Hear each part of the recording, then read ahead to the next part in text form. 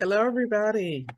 Hi, welcome to Deborah's Journey. If you are new here and you like budgeting content, cash stuffing, and even grocery hauls, then you've come to the right place. Go ahead and stop what you're doing, hit the subscribe button, and follow me on my journey. And if you are returning, how are you? Welcome back. I'm so glad you're able to join me. So today I'm going to do my August budget recap. I want to see, did I go over budget? Did I stay on budget? So let's do this together. I will be going through and adding my actual expenses for the month. So for housing, I spent $1759.35. That amount includes everything housing related, utilities, water, sewer, trash, all of that's included in that dollar amount. Home insurance was the same at $137.34. Car insurance was a little less at $101.70. Spectrum was $79.99. That's good. Life insurance was $47.55. And my AT&T TV was $69.99. And my cell phone was $30.52. So all in all, $2,226.44 was spent. I went over by $6.05. So that's a small amount. I'll take it. Um, and with some of these expenses, they do fluctuate. So again, it's not a huge discrepancy, and I'm okay. Moving on to cash envelopes. For groceries, I spent a total of $379. Pet food was $58. I do know pet food is going up in price, just like our food is, so are our pets, and especially depending on which brand you purchase. So I definitely may have to readjust that budget. Personal, which is just money I give myself, I allocated 100, and that's the amount I set aside for that purpose. For gas, now gas went up. I paid $3.75, and we still spend more money on gas than probably any other state in the United States. And I know that Hawaii and maybe some other states may spend more, but I'm hoping that gas does go down because I have seen it drop. However, we're still right at $5. And so I think it needs to drop some more. So I'm just hoping every month it starts to creep down. But I'm going to allocate the 325 in the future, and I'll just see how it goes over the next couple of months. Okay, so moving on to urgency funds. Now, my urgency funds are just funds that I set aside to pay extra towards debt or towards a savings goal. So I have four urgency funds. The first one is taxes. I do have tax payments when it comes time to file taxes, so I definitely want to have extra money set aside for that. I have money that goes towards my student loan payment. Watch my student loan payment video if you haven't. It's very short and it just shows what I did this month, how much money I contributed to my student loan. And if you love following student loan debt payoff journeys, then please follow me. The next one is the emergency fund. So I set aside money for that. And then also debt snowball for my Discover card because I am trying to pay that down. I was able to save $30 towards my taxes. My student loan was $75. Emergency fund was $40, and my debt snowball was $125. So therefore, I set aside $270 to go towards these urgency funds. I use them towards the end of the month, and they get allocated to the proper bucket. Okay, my buffer is just the catch-all account for whatever else comes up. And so I use that money for that to pay for eating out, to pay. I went to the beauty supply store this month. I purchased a book this month. I also had a doctor's appointment. I had to pay a medical copay. So my total for my buffer ended up being $357.72. And again, I think $57 in a month is not too bad because things do come up and it's hard to always predict the exact amount you need to spend. For grooming, I spent $20. I didn't have to pay the full amount. I did get help paying for a portion of it. So the rest of the money stays in my pet's sinking fund. And then birthdays, I set aside 200. So my total cash envelopes were $1,759.72, and I was over by $289.72.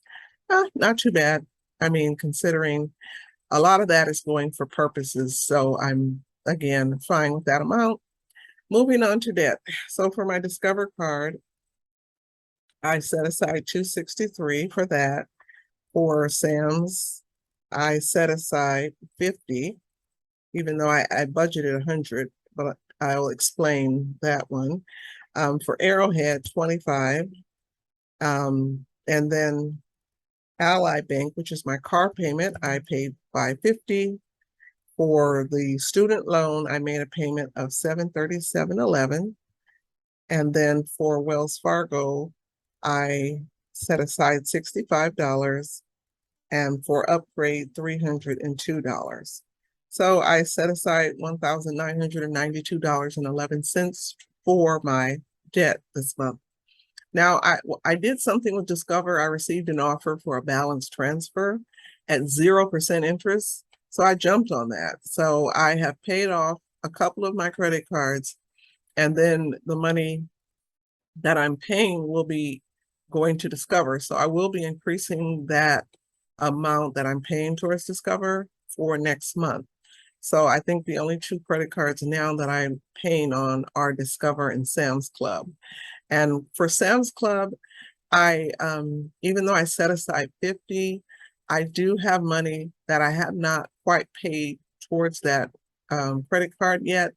And that will be paid on the 1st of September. So that amount paid toward that account will be actually increased. But for now, for the month of August, $1,992.11 was set aside. Okay, so moving on to investments. So Vanguard received the $50. I contributed to that account. SoFi and Fidelity received $50. My M1 Finance 100 went to that account. And then my Roth IRA 150 went to that. So $350, $50 over what I budgeted. And I think, that's pretty good because that's a plus to actually put more money towards investing. As you can see, I have a lot of debt I'm trying to pay off so that I can actually invest more money. So that is my goal. Okay, moving on to savings. I set aside 216 to go to my savings account. For the Capital One, that was 50. For the online savings, that was 20. And then for my envelope challenge, which the envelope challenge is a challenge I've done for several years. And at the beginning of the year, or when I'm done with the current challenge, I just create my own version of a challenge and I put dollar amounts on the envelope or a number, and I stuff it with that amount. And when I'm finished with it, then I can decide what to do with it. A portion will go to my emergency fund, and then another portion will go to, I'm not sure. It might go to debt. It might go to towards my travel. I will figure out, as I get closer what to do with that. So that is what I've saved. So $286 went to savings. I don't include my giving on here.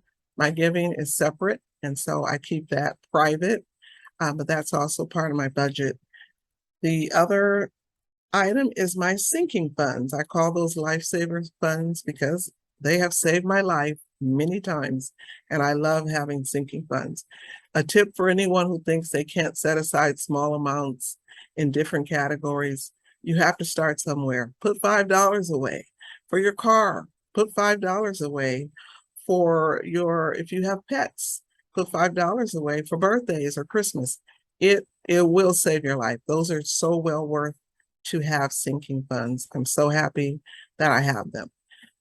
Unfortunately, this month I ended up with a flat tire just yesterday, actually, and I had to get another tire. So I'm so happy I have options. I'm so happy I have options where I can pull money from different buckets if I need it and if an emergency arises.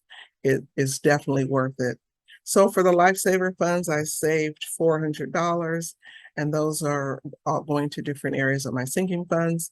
So all in all, my actual total budget that I budgeted in the beginning of the month was $6,432.39. However, I budgeted $7,014.27. So that's what I actually spent. So in terms of debt payoff, paying more debt, I'm happy. Saving more, I'm happy. I'd love to bring this debt down so I can actually put more money towards investing and savings. But right now, this is my reality, and I'm doing the best I can. And that's why I say balance it out. You know, you don't have to do it all at one time, but just do the best you can month by month. Thank you so much for watching my video, following me. I would love to hear from you and like my video. And I just appreciate all my new subscribers and everyone who is actually watching my content. It is overwhelming and I really appreciate it. So thank you so much. Have a wonderful day, and I will see you on my next video. Bye.